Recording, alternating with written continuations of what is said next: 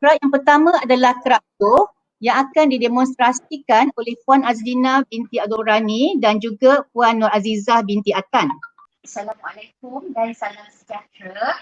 Alhamdulillah pada hari ini kita akan bersama-sama untuk join dalam art activity yang mana kami akan menunjukkan contoh-contoh craft yang mudah dan mesra dibuat di rumah kita. Okey, pada hari ini saya bersama dengan rakan saya akan membuat satu demonstrasi untuk craft dough.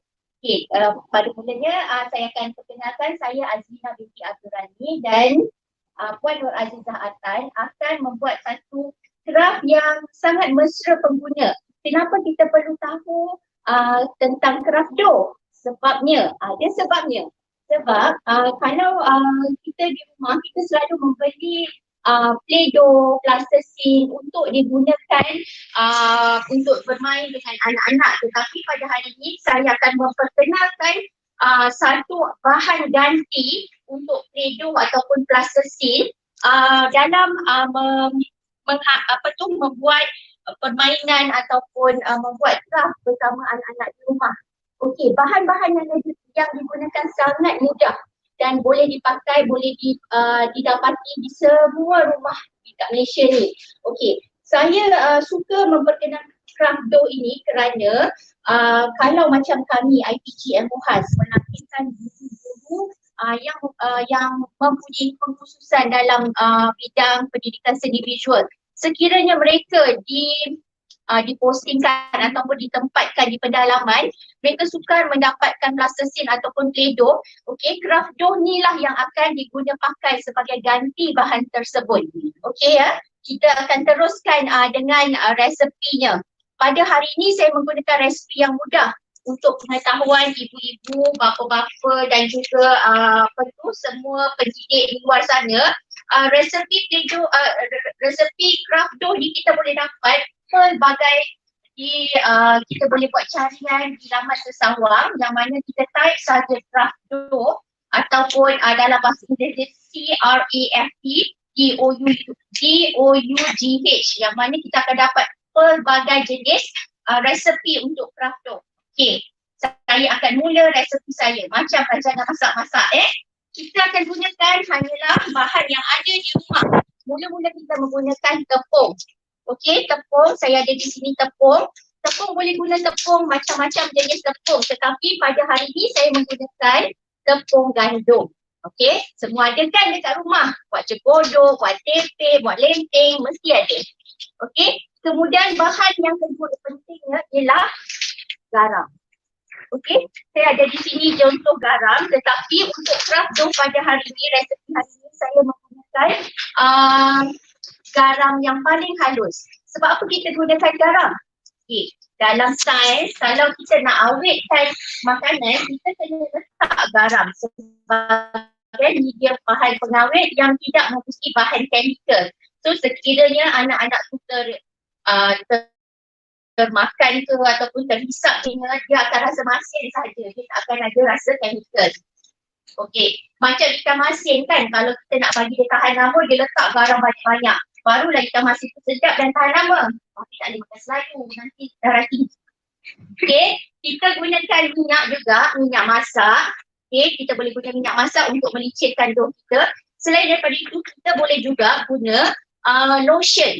Okey, lotion badan, lotion yang kita gunakan hari-hari sebabnya tujuannya untuk bagikan anak-anak istimewa khususnya untuk distimulasikan dengan deria baunya untuk mereka suka untuk bermain dengan dough. Okey, ini ialah bahan alternatif untuk sekiranya kita nak tahan lama dan juga kita nak bagi dia punya dough tu lebih kental, kita kena letak gum. Okey, gum PVA. Ataupun kalau kita pergi kat kedai-kedai stationery, kita boleh dapat gum yang berwarna putih ni. Ni kita panggil gum PVA ataupun polystyrene kat sini Dia ada macam-macam packaging, tapi cari je lah gum warna putih. Okey, dah bersedia semua. Jom kita mula. Okey, mula-mula saya gunakan sukatannya, semua kena ingat kita menggunakan sukatan 2:1 yang mana 2 cawan tepung dan 1 cawan garam. Okey, so saya akan letakkan di sini 1 cawan tepung, 2 cawan kat sini 2 cawan tepung. Lepas tu kita buatkan dia macam kita nak buat roti canai tu, kita buat lubang di tengah-tengah. Lepas tu kita tambahkan dengan, ingat ya tadi nisbah dia ni memang resepi yang paling basic, paling mudah. 2 cawan tepung, 1 cawan garam halus. Garam ni nampak banyak sebab kita nak buat jadikan dia bahan pengawet. Okey, kita gaulkan mesra. Ni ketuk-ketuk DPSP. Okey, kita masukkan 1 sudu sahaja minyak masak. Minyak ni nak bagi dia licin. Okey. Kemudian kita masuk 1 cawan air ataupun agak-agak. Maksudnya kita bila kita uli tu kalau kita rasa dah sebati, macam kalau untuk anak-anak ataupun adik-adik di rumah, minta pertolongan ibu bapa ya ataupun kakak-kakak yang besar tu untuk kita buat ulian ni. Yang ni kena kuat sebabnya kita nak buat dia jadi mesra. Okey, kita gaul, tolak, tarik sebab nak buang dia punya angin ataupun air bubble di dalam tepung tersebut. Kalau kita tak buat macam tu, nanti kita punya, bila kita bakar dia akan jadi pecah. Okey, ini dia. So saya tunjukkan yang dah siap. Okey. Ni contoh yang dah siap. Bila kita uli banyak-banyak tu nanti kita akan dapat macam ni. Bila kita tarik dan tak melekat di tangan, sekejap ya, sebab tangan saya basah tadi dia melekat. Okey, dia tak melekat di tangan macam ni, barulah dia sesuai. Okey, bila tarik dia rasa lembut sahaja kita boleh pakai. Sebab apa saya kata tadi guna garam halus, jangan guna garam kasar. Sebab waktu klimaks kita dekat Malaysia ni panas. Bila kita guna garam kasar dia akan cair. Nanti dough anda tidak akan nampak cantik, dia akan melepek macam kita punya biskut yang terlebih telur tu. Okey. Lepas tu kita boleh gumpal-gumpalkan. Okey, di sini saya dah buat yang sikitnya. Kemudian kita boleh gunakan pencanai. Pinjamlah kat mak. Mak saya nak buat kerak dough, nak buat pencanai. Pinjam pencanai mak. So kita gelek lah.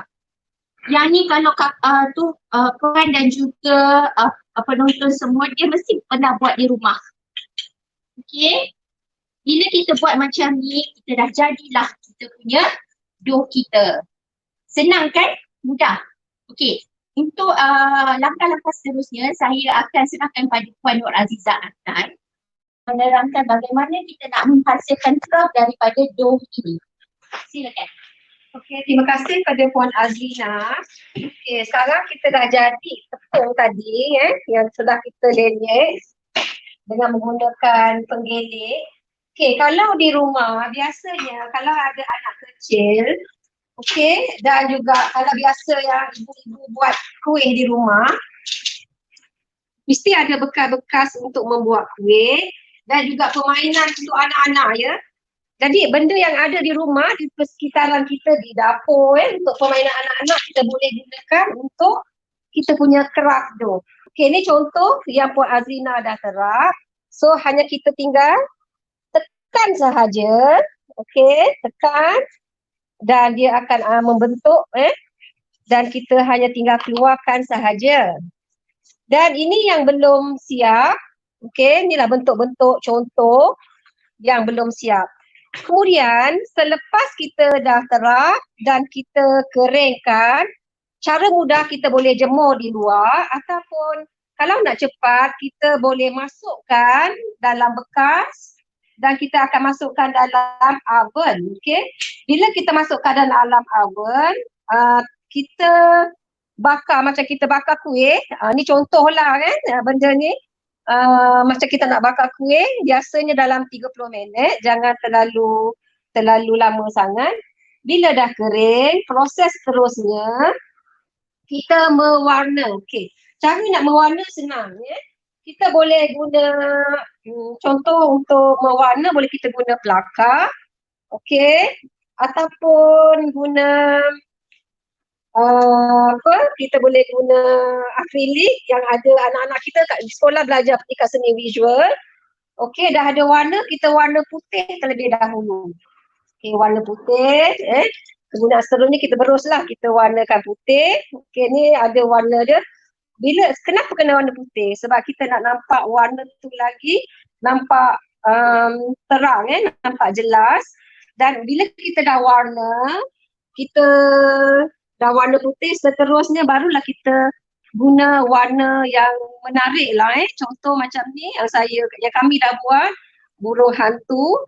So kita boleh gunakan juga warna-warna utama dan kita boleh belajar mewarna. Ibu bapa dan anak-anak boleh sama-sama juga mewarna dan dalam masa yang sama dia mengeratkan jalinan kekeluargaan. Okey. Kemudian kami juga ada juga buat contoh-contoh yang lain. Kalau kita tengok, ini sedapnya tapi tak boleh makan. Kan? Ini ialah pizza. Juga tengok, kalau ni nampak real kan macam nak ngap je, macam kita nak makan. Tapi sebenarnya inilah daripada dough tadi. Yang kita dah keringkan, kita bakar dan kita warnakan. Okey, contoh burger, donut dan pelbagai contoh yang lain. Selain daripada itu, aktiviti craft dough ni kita juga boleh buat pelbagai jenis kegunaan. Contohnya alas lilin, okey. Kemudian kita juga boleh buat untuk kitchen. Kemudian kita boleh tampalkan magnet dan kita boleh hiaskan di cermin muka. Biasanya kalau cikgu-cikgu seni di sekolah dia nak buat aktiviti craft di sekolah, kita juga boleh buat hiasan di cermin. Juga yang tadi kalau kita tengok, nampak yang saya buat tadi kan, kita boleh cocok dengan lidi sate dan kita juga boleh buat hias di pasu bunga. Tapi kalau nak banyak lagi cantik lah. Dan seterusnya kita boleh buat untuk penyepit, untuk penyepit kertas.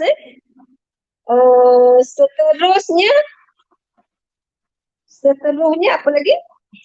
Okey, maksudnya sekarang ni craft dough ni nampak sahaja dia dalam bentuk dough tepung, tetapi untuk hasilnya kita boleh buat dia sebagai pelbagai. Contohnya untuk PDK kami boleh gunakan ini ataupun guru-guru sekolah boleh buatnya sebagai contoh BBM untuk mengajar, yang mana mereka boleh gunakan kelas contohnya kelas matematik untuk jual beli barang ataupun sebagai bahan sumber untuk dia melaksanakan PDP dengan lebih menarik. Okey, selain daripada itu kita juga boleh menghasilkan pelbagai, contohnya yang begini. PDK kami dia masa kami pergi melawat di sana, mereka mempunyai bukan ladang lah, nursery pokok, yang mana mereka menjual pokok-pokok. Untuk menaikkan lagi nilai pokok tersebut, mereka mungkin boleh sertakan. Okey, contohnya di sini saya buat kan. Okey, kalau jual pokok ni satu pasu contohlah RM5. Kalau diletakkan ini mungkin jadi RM8 ataupun jadi RM10 ke kan. So dia boleh ataupun sebagai hadiah cenderamata kepada orang-orang yang membelinya. Okay. Selain daripada itu, fridge magnet ni boleh digunakan sebagai menambah hasil jualan keusahawanan yang berlaku di PPDK kami, yang mana tepung ni kan yang telah dibuat ini bukan sahaja untuk buat craft, tetapi dia merupakan salah satu medium yang digunakan untuk terapi seni. Okay, kenapa terapi seni? Apabila kanak-kanak ataupun orang kanak-kanak istimewa ataupun contohnya orang kurang upaya ataupun pesakit stroke, dia boleh menggunakan benda ini untuk stimulate dia punya psikomotor halus, genggaman. Okey, exercise untuk genggaman. So jadinya dia merupakan salah satu daripada terapi psikomotor halus yang mana mengkoordinasikan pemikiran, mata dan juga genggaman tangan dia supaya dia lebih kuat. Okey, di sini So kita boleh tengok ini ialah hasil-hasil yang kita ada. Macam Puan Aziz kata tadi, selain daripada untuk buat keychain, kita juga boleh buat candle holder yang mana kita boleh hias di atas meja. Kita ada keychain. Ni kanak-kanak mesti suka kereta merah ni dan juga buah apple dan sebagainya. Cuma sebelum terlupa tadi, kalau kita lihat kebanyakan hasil craft clay ni dia berkilat. Saya terlupa nak beritahu, bila kita dah mewarna, selepas kering kita spray menggunakan clear spray. Tak mahal kat Huawei ada jual. Harga pun tak mahal, dalam 6 ataupun 7 ringgit lah. Untuk apa kegunaan clear spray ni? Hanyalah untuk bagi berkilat dia lagi tahan lama. Sebab kalau kita tak spray, kadang-kadang itulah kita punya colour tu cepat luntur ya. Dengan ini saya harap penonton semua, ibu bapa, guru-guru dan juga semua yang menonton YouTube live ni dapat memanfaatkan craft dough ini untuk dan dapat mencuba craft dough ini untuk aktiviti bersama keluarga, terutamanya di hujung minggu ini. Dan bagi anak-anak yang masih lagi dicutikan disebabkan oleh pandemik COVID-19, kita boleh jadikan ini salah satu daripada aktiviti bersama keluarga.